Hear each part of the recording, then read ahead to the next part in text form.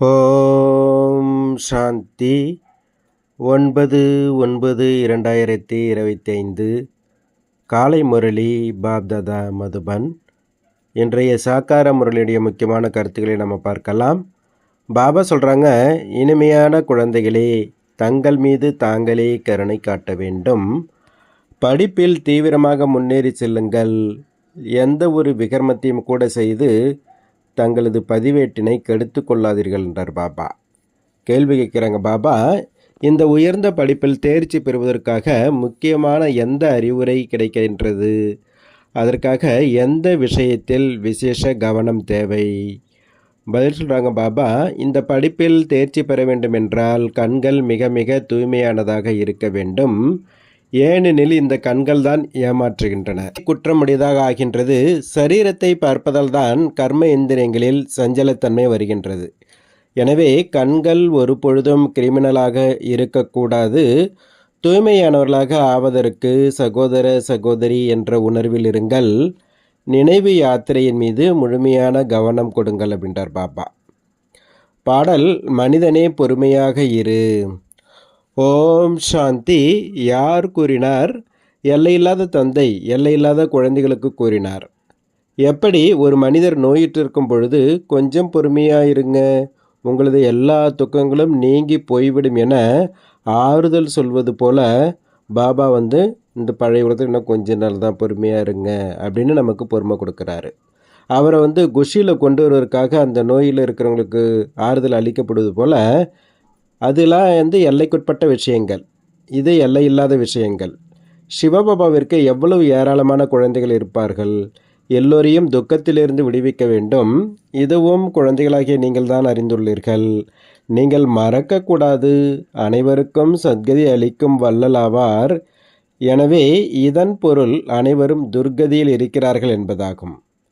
முழு உலகத்தின் மனிதர்கள், அதிலும் கூட குறிப்பாக பாரதம் பொதுவாக உலகம் என்று கூறப்படுகின்றது.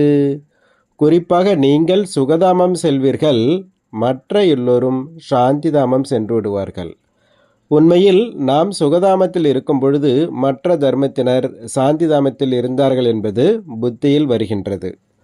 பாபா வந்திருந்தார், பாரதத்தை சுகதாமமாக ஆக்கியிருந்தார்.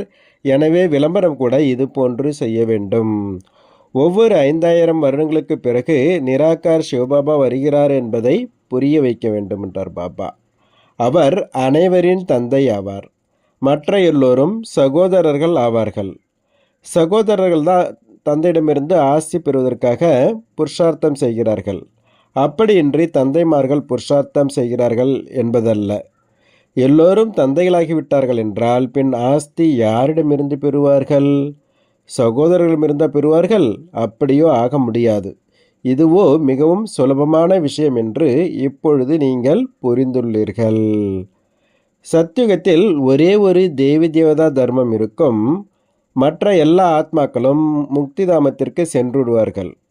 உலகத்தின் சரித்திரம் பூகோளம் மீண்டும் நடைபெறுகிறது என்று கூறுகிறார்கள். எனவே அவசியம் ஒரே ஒரு சரித்திரம் பூகோளம்தான் இருக்கும். அதுதான் திரும்பவும் நடைபெறுகின்றது. ஹிஸ்டரி ரிப்பீட்ஸ்னா ஒரே ஒரு வரலாறு தான் இருக்குது, அதுதான் திரும்ப திரும்ப நடக்குது என்றார் பாபா. கலியுகத்திற்கு பின் சத்யுகம் வரும். இரண்டிற்கும் நடுவில் சங்கமகம் கூட அவசியம் இருக்கும். இதற்கு சுப்ரீம் புருஷோத்தம கல்யாணகாரி யுகம் என்று கூறப்படுகின்றது. இப்பொழுது உங்களது புத்தியின் பூட்டு திறந்துள்ளது. எனவோ இதுவோ மிகவும் சுலபமான விஷயம் என்று புரிந்துள்ளீர்கள். புது உலகம் மற்றும் பழைய உலகம். பழைய விருஷத்தில் அவசியம் நிறைய இலைகள் இருக்கும். புதிய செடியில் கொஞ்சம் இலைகள் தான் இருக்கும். அது சதோ பிரதானமான உலகமாகும். இதை தமோ பிரதானம் என்று கூறுவார்கள். உங்களுடையது கூட நம்பர் பிரகாரம் புருஷார்த்தப்படி புத்தியின் பூட்டு திறந்துள்ளது. ஏனெனில் எல்லோரும் சரியான முறையில் தந்தையை நினைவு செய்வதில்லை. எனவே தாரணையும் ஆவதில்லை. தந்தையோ புருஷார்த்தம் செய்விக்கிறார், ஆனால் அதிர்ஷ்டத்தில் இல்லை. நாடகப்படி யார் நல்ல முறையில் படிப்பார்களோ கற்பிப்பார்களோ தந்தைக்கு உதவியாளர் ஆவார்களோ ஒவ்வொரு நிலையிலும் அவர்களே உயர்ந்த பதவி அடைவார்கள். பள்ளிக்கூடத்தில் மாணவர்கள் கூட நாம் எவ்வளவு மார்க்குகளுடன் பாஸ் ஆவோம் என்பதை புரிந்திருப்பார்கள். தீவிர முயற்சி செய்பவர்கள் தீவிர வேகத்துடன் செய்வார்கள். எப்படியாவது பாஸ் ஆகிவிட வேண்டும் என்பதற்காக தனியாக டியூஷனுக்காக ஆசிரியரை கூட வைக்கிறாங்க. இங்கு கூட அதிவேகத்தில் முன்னேறி செல்ல வேண்டும். தங்கள் மீது தாங்களே கருணை காட்ட வேண்டும். இப்பொழுது சரீரம் விட்டால் இந்த நிலையில் என்ன பதவி அடைவீர்கள் என்று பாபாவிடம் யாராவது கேட்டால் பாபா சட்டென்று கூறிவிடுவார். இதுவும் மிகவும் சுலபமாக புரிந்து கொள்ளக்கூடிய விஷயமாகும். எப்படி எல்லைக்குட்பட்ட மாணவர்கள் புரிந்து கொள்கிறார்களோ அதுபோல எல்லையில்லாத மாணவர்கள் கூட புரிந்து கொள்ள முடியும். தன்னிடம் அடிக்கடி இந்த தவறுகள் ஏற்படுகின்றன, விகர்மம் ஆகிறது என்பதை புத்தி மூலமாக புரிந்து கொள்ள முடியும். ரெஜிஸ்டர் கெட்டுவிட்டது என்றால் அதன் பலனும் கூட அவ்வாறே கிடைக்கும். ஒவ்வொருவரும் தங்கள் ரெஜிஸ்டர் வைக்க வேண்டும். பார்க்க போனால் நாடகப்படி எல்லாமே நாடகத்தில் பதிவாகி விடுகிறது. நமது ரெஜிஸ்டரோ மிகவும் மோசமாக உள்ளது என்று சுயம் தாங்களே கூட புரிந்திருக்கிறார்கள். புரிந்து கொள்ள முடியவில்லை என்றால் பாபா கூற முடியும். பள்ளிக்கூடத்தில் ரெஜிஸ்டர் ஆகியவை எல்லாமே வைக்கப்படுகின்றது. இது பற்றியோ உலகத்தில் யாருக்குமே தெரியாது. பெயரே கீதா பாடசாலை என்பதாகும். வேத பாடசாலை என்று ஒருபோதும் கூறமாட்டார்கள்.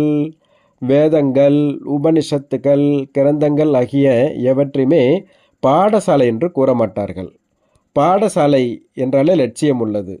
நாம் வருங்காலத்தில் இதுபோல ஆகிவிடுவோம் என்று ஒரு லட்சியம் இருக்கும். பாடசாலையில் யாருக்காவது நிறைய வேத சாஸ்திரம் படிக்கிறார்கள் என்றால் அவர்களுக்கும் கூட பட்டம் கிடைக்கின்றது, வருவாய் கூட ஆகிறது. ஒரு சிலரோ நிறைய வருவாய் அடைகிறார்கள். ஆனால் அது ஒன்றும் அழியாத சம்பாத்தியம் அல்ல. அந்த சம்பாத்தியம் கூட வருவது கிடையாது. இந்த உண்மையான வருமானம் கூடவே செல்லக்கூடியது. மற்ற எல்லாமே அழிந்து போய்விடுகிறது. நாம் நிறைய வருமானம் அடைந்து கொண்டிருக்கின்றோம் என்று குழந்தைகளாகிய நீங்கள் அறிந்துள்ளீர்கள். நாம் உலகிற்கு அதிபதியாக ஆக முடியும். சூரிய வம்ச பரம்பரை என்றால் அவசியம் குழந்தைகள் சிம்மாசனத்தில் அமருவார்கள். மிகவும் உயர்ந்த பதவியாகும். நாம் புருஷார்த்தம் செய்து ராஜ்ய பதவி அடைவோம் என்பது உங்களுக்கு கனவிலும் கூட இருக்கவில்லை. இது ராஜயோகம் என்று கூறப்படுகின்றது. அது உலகிய படிப்பு, வழக்கறிஞர் மற்றும் மருத்துவருக்கானதாகும். படிப்பு மற்றும் படிப்பிப்பவர் நினைவிருக்கும். இங்கும் இது எளிதான நினைவு ஆகும். நினைவில்தான் உழைப்பு உள்ளது. தன்னை ஆத்ம அபிமானியாக உணர வேண்டியுள்ளது. ஆத்மாவில்தான் சமஸ்காரம் நிரம்புகின்றது. நாங்களோ சிவபாபாவிற்கு பூஜை செய்து கொண்டிருந்தோம் என்று கூறுபவர்கள் நிறைய பேர் வருகிறார்கள். ஆனால் ஏன் பூஜை செய்கிறார்கள் என்பது தெரியாது. சிவனுக்குத்தான் பாபா என்கிறார்கள். வேறு யாருக்கும் பாபா என்று கூறமாட்டார்கள். ஹனுமார், கணேஷ் ஆகியோருக்கு பூஜை செய்கிறார்கள்.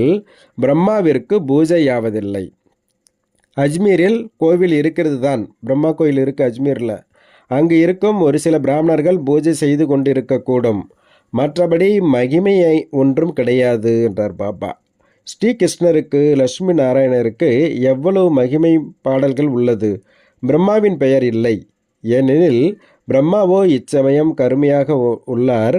பின் தந்தை வந்து இவரை ஸ்வீகாரம் செய்கின்றார். இதுவும் மிகவும் எளிதான விஷயம். எனவே தந்தை குழந்தைகளுக்கு பல்வேறு விதங்களில் புரிய வைக்கின்றார். சிவபாபா நமக்கு கூறிக்கொண்டு இருக்கின்றார் என்பது புத்தியில் இருக்கட்டும். அவர் தந்தையும் ஆவார், ஆசிரியர், குருவும் ஆவார். சிவபாபா ஞானக்கடல் நமக்கு படிப்பிக்கின்றார். இப்பொழுது குழந்தைகளாகிய நீங்கள் தெரிகாலதரிசியாகி உள்ளீர்கள். ஞானத்தின் மூன்றாவது கண் உங்களுக்கு கிடைக்கின்றது. ஆத்மா அழியாதது ஆகும் என்பதையும் நீங்கள் புரிந்துள்ளீர்கள். ஆத்மாக்களின் தந்தையும் அழிவில்லாதவர் ஆவார். இதுவும் உலகத்தில் யாருக்கும் தெரியாது. அவர்களோ அனைவரும் பாபா எங்களை பதித்த நிலையிலிருந்து பாவனமாக ஆக்குங்கள் என்றே அழைக்கிறார்கள். அப்படின்றி உலகத்தின் சரித்திரம், பூகோளம் பற்றி வந்து கூறுங்கள் என்பது இல்லை. இதுவோ தந்தை சுயம் வந்து கூறுகின்றார். பதித்த நிலையிலிருந்து பாவனமாக மற்றும் பாவன நிலையிலிருந்து பதித்தமாக எப்படி ஆகின்றீர்கள் அப்படின்றது பாபா வந்து புரிய வைக்கிறாங்க. சரித்திரம் எப்படி மீண்டும் நடைபெறுகிறது இதையும் கூறுகின்றார். இது 84 பிறவிகளின் சக்கரமாகும். நாம் ஏன் பதித்தமாக ஆனோம், பின் பாவனமாக ஆகி எங்கு செல்ல விரும்புகின்றோம்? மனிதர்களோ சந்நியாசி ஆகியோரிடம் சென்று கேட்பார்கள், மன அமைதி எப்படி கிடைக்கும் அப்படின்னுட்டு.